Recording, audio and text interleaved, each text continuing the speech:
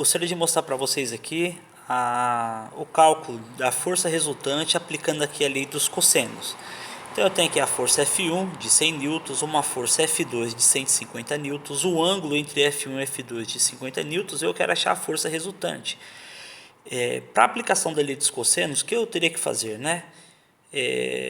Projetar essa força F2 aqui, ó, e aqui eu tenho a soma vetorial de F1 mais F2 e a resultante aqui, que é a força FR.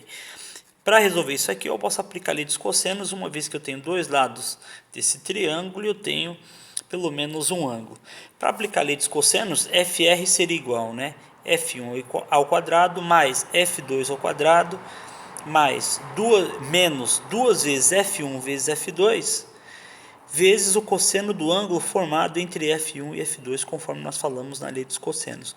Entretanto, no vídeo anterior eu fiz uma coisa diferente, que eu coloquei aqui, ó, o sinal de mais. Então eu fiz o que? F1 ao quadrado mais F2 ao quadrado mais 2 vezes F1 vezes F2 vezes o cosseno do ângulo formado entre F1 e F2. Eu gostaria de mostrar para vocês como que eu cheguei nessa operação aqui. Porque a lei dos cossenos teria que aplicar esse ângulo aqui de cima. Se aqui tem 50 graus, eu faria 180 menos 50, então esse ângulo aqui, ó, ele tem 130 graus. Eu teria que colocar menos 2 vezes F1 vezes F2 vezes o cosseno de 130. Mas se nós observarmos lá, na aula que eu falei sobre o círculo trigonométrico, o cosseno de 50 e o cosseno de 130, eles têm o mesmo valor numérico, porém sinais diferentes, porque o cosseno de 130 ele fica no segundo quadrante, é um valor negativo. O cosseno de 50 ele fica no primeiro quadrante, ele é um valor positivo. Sendo assim,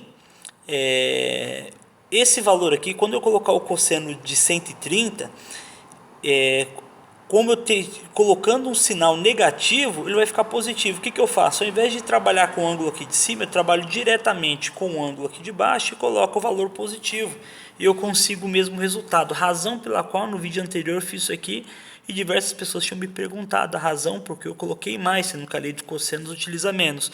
Eu utilizei mais, pois eu utilizo o ângulo entre as duas forças aqui, esse ângulo entre F1 e F2, não o ângulo aqui, ó, da projeção entre F1 e a projeção aqui de F2 aqui nesse triângulo. Então, calculando aqui, como que eu ficaria? Ó, F1 ao quadrado, ficaríamos 100 ao quadrado mais 150 ao quadrado mais 2 vezes 100 vezes 150 vezes o cosseno de 50 graus. Logo, FR ela vai ser igual raiz quadrada de 100 ao quadrado mais 150 ao quadrado mais 2 vezes 100 vezes 150 vezes o cosseno de 50 igual 227,56. 227,56 newtons. Agora, vamos fazer a mesma aplicação utilizando o que? Esse ângulo aqui, ó, de 130. Aqui tem 50, aqui tem 50 dá 100. Nesse paralelogramo, a soma dos ângulos daria 360. 360 menos 100 dá 260, dividido por 2 dá 130 para cada lado. Então, 130 ou simplesmente 180 menos 50, que vai dar o 130. Agora, utilizando lá o sinal negativo, tem o mesmo resultado. Ó. FR vai ser igual a raiz quadrada de 100 ao quadrado mais 150 ao quadrado menos 2 vezes 100 vezes 150 vezes o cosseno de quanto? Tem que ser do ângulo alfa aqui, ó. Cosseno de 130. 227,56. Tem o mesmo resultado, né?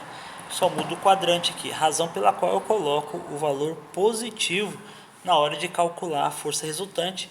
Espero que tenha esclarecido, porque muitas pessoas postaram seus comentários lá no vídeo, né, questionando a razão pela qual eu coloquei o sinal de mais e que isso daria um valor diferente. Não, pelo fato de eu trocar esse ângulo aqui na lei dos cossenos, eu estaria usando o quê? O triângulo aqui na parte de cima, esse triângulo aqui superior, e teria que usar o ângulo alfa. Utilizando dessa forma aqui, eu estou usando esse ângulo aqui, ó, que seria 180 menos o alfa. É isso aí.